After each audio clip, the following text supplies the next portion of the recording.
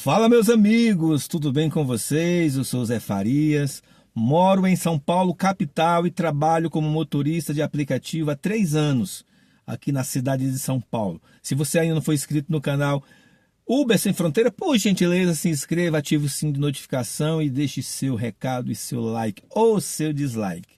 Você sabe que no dia 31 de março, no dia 1º de abril, os entregadores de iFood fizeram a paralisação em todo o território nacional. Mas a maior repercussão aconteceu por causa de São Paulo, porque São Paulo é a janela do mundo, digamos assim. O que acontece em São Paulo, a imprensa está ali, a divulgação é mais rápida, tem mais volume quando as coisas acontecem aqui por causa do tamanho da cidade.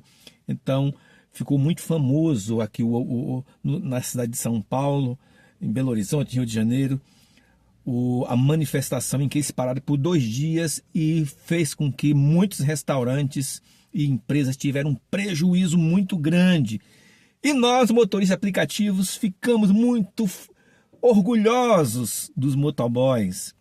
Nossa, os caras são unidos, os caras são muito unidos. Então eles vão conseguir o que eles querem, que é a tarifa mínima de R$10 e o KM de R$ 2,50. A gente fica orgulhoso, mas ao mesmo tempo a gente fica frustrado. E a frustração vem por um simples motivo. Porque nós, motoristas de aplicativo Uber 99, não conseguimos unir toda a categoria como esses homens conseguiram.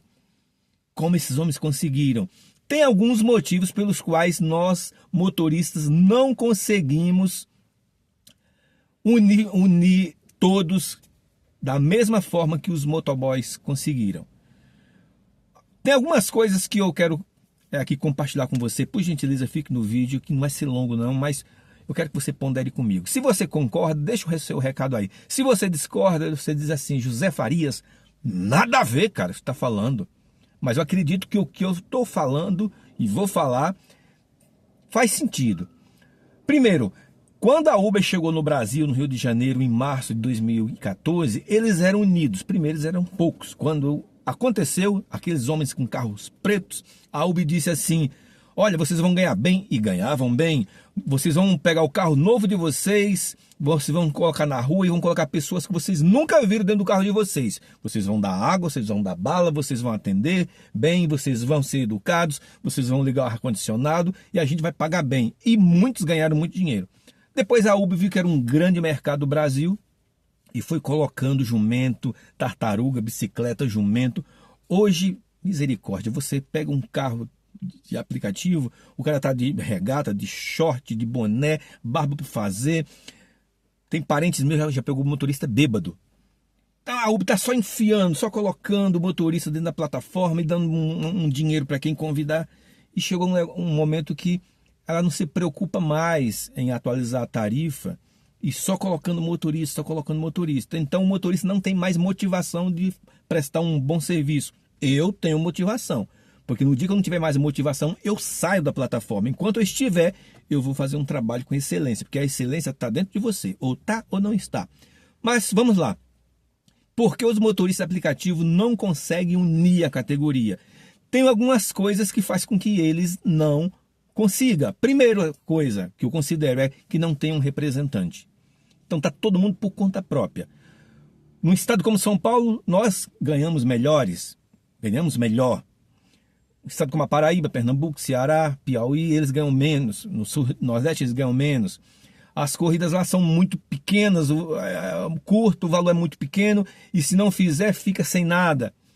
E outra coisa, de forma nacional, não tem um representante. O que tem é muitos youtubers que são influencers e acaba ajudando por um lado, porque ensina nós fazemos corridas boas, não perder tanto dinheiro, saber precificar, saber negociar, saber o lugar, dia, horário, valor. Ajuda muito. Meu último vídeo foi falando desses homens. Mas por outro lado também tem muita estrelinha vaidosa. Tem muita estrelinha que, quando tem greve, eles divergem. E tem os fãs do YouTube famoso do Rio de Janeiro, tem os fãs do YouTube famoso de São Paulo, do político, do viés ideológico também, e acaba divergindo. Acaba que um diz assim, não vai adiantar nada, vamos fazer tal dia a minha manifestação. Aí um grupo fica com aquele dia, com aquela manifestação daquele influencer. O outro diz assim, não, vai ser tal dia, vai ser o meu. Nós vimos na última, YouTube famoso, estrela do Rio de Janeiro, com o YouTube estrela famoso de São Paulo, divergindo, até ameaçando abrir processo. E com isso, fica ideologias diferentes, ideias diferentes, opiniões diferentes. Como não tem um representante nacional, acaba que não consegue unindo. O Claudião mostrou que o vice-presidente da Associação Nacional de Motos e Entregadores, André Freire, ele veio e falou o que é que a categoria estava reivindicando. E todos disseram, é isso mesmo, R$10 a tarifa mínima e 2,50 o km. Você vê que tem um representante e todos ouvem esse representante. E os motoboys, já não é de hoje que nós sabemos que eles são unidos. Eles são unidos. Já os motoboys, os motoristas de aplicativo não são unidos. Nunca foram e nunca serão. Porque aquele que começou em 2016, alguns deles não são todos, mas dizem assim, não, agora eu sou black, agora eu tenho meu Corolla, minha Kicks, minha Tracker. E às vezes despreza aquele jovem que está começando agora, que tem o mobzinho alugado. Eu vejo, hoje mesmo eu vi no aeroporto de Guarulhos, desdém. A gente vê o tempo todo o bonitão do black, às vezes desdenhando do cara que está trabalhando num Unozinho, num mobzinho. Então não adianta, quando não falam todos a mesma língua, tem essa divergência e acaba prejudicando. Porque tem que falar a mesma língua. Eu quero deixar para vocês aqui, só como exemplo, um versículo da Bíblia. 1 Coríntios, capítulo 1, versículo 10. Paulo, falando para a igreja de Corinto, diz assim, rogo-vos, pois, irmãos, pelo amor de Jesus Cristo, pelo amor de Deus, que faleis todos a mesma coisa e que não haja entre vós divisão, antes sejais inteiramente unidos na mesma disposição mental e no mesmo parecer.